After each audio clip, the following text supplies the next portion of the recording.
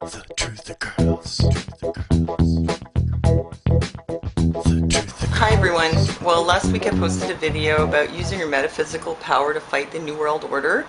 I was talking about Reiki and just generally using metaphysics to bring about change, on a more spiritual level.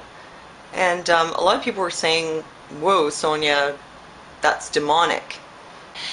Just so you know, I'm not about to go and get myself initiated into Reiki or anything like that at this time, but we did have an interesting radio show and it's up in the archives. A few years ago, I'm pretty sure that most of the stuff that I come across on the internet that people are talking about that has anything to do with metaphysics or spirituality that deviates from standard Christianity, I would have thought was all automatically demonic, because that's what my pastor would say. But we have a natural metaphysical power which God has given to us. I mean, we're metaphysical beings, we're vibrational beings. And you can see the evidence of this just through how your own thoughts influence your life. If you think that everybody hates you and you're just unlucky and your life sucks and it always will, then you're going to send out a vibe. And people are going to respond to that with negativity. So what you're going to do is you're sending out negativity and you're going to get a lot of negativity back. And that's just going to reinforce your own beliefs about how unlucky you are. But I've seen that if you can break this cycle and start sending out more love, then what you get back is more love.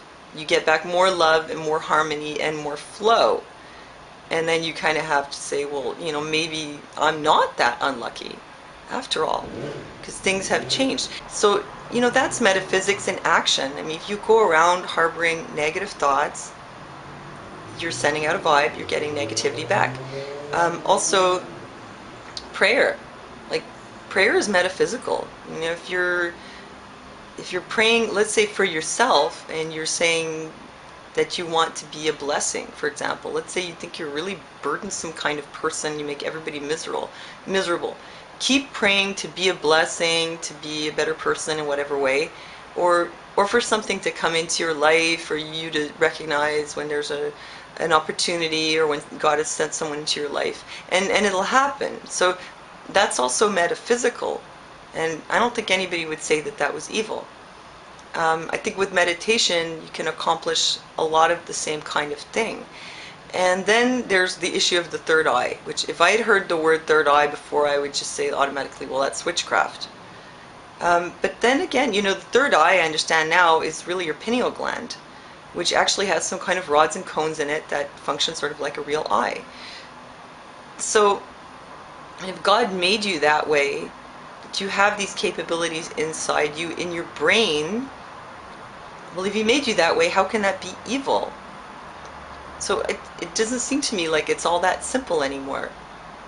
So what's not evil? You just go to church and you do everything that your pastor says? I think sometimes, that could be not very good, because who knows who your church is really serving. And there's a lot of really bad stuff that goes on in the church.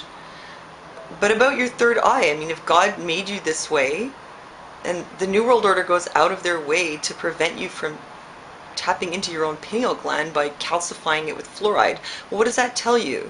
I mean, the global elites who run the New World Order serve the devil, and they don't want you to have this power. And I kind of hesitate to use the word power, but what else can you call it? Like, to have access to this capability in your own mind and in your own body. So maybe that needs some rethinking as well. And the idea of your body being an electrical circuit. In Hinduism they talk about chakras, and I would say automatically, well, chakras is Hinduism, I don't want to hear about it. But I have gone to see an acupuncturist, and they work on a very similar principle, that your body's like an electrical circuit, and they use the acupuncture to unblock energy channels, so the energy can flow properly on these meridians, and that brings about healing. So is acupuncture evil? I really don't think so. I think that, if anything, maybe our Western medicine is much more evil. They're just selling people poison and horrible drugs that contain things like cells from aborted babies. And it's like, I think that that's what the Bible was talking about when they said pharmakia. using drugs for witchcraft, I tend to think that that's big pharma. I used to think that they were referring to stuff like cannabis, that was evil, but I know that that's not true now. It's a medicinal plant. And what about ayahuasca? I would have thought that was pharmakia. Now I think, well, no, I don't think it really is, you know? And what about iboga or ibogaine? That people take this visionary plant and they have healing. Is that demonic? You know, the research that I've been doing, I mean, it's really challenging a lot of the preconceived ideas that I had.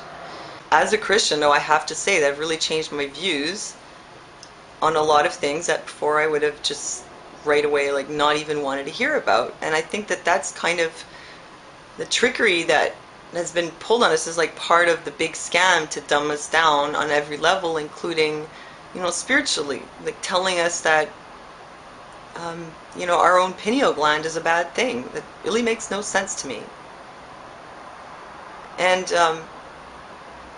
yeah, I just want to know, what do you guys think? I'm not, you know, getting initiated into Reiki or anything like that, like I said. What do you think is demonic? I mean, is it demonic to meditate? Is it demonic to meditate to open your energy centers, which would be your chakras? Do you think acupuncture is demonic? I really don't. What about, you know, cannabis and DMT, ayahuasca, ibogaine? Is that demonic?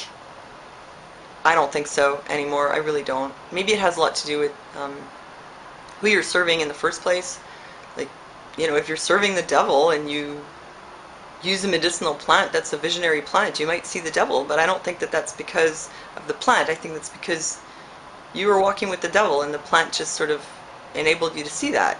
So, you know, why blame the plant? So, well, let me know what you think. And thanks for listening to me, and I'll see you next time.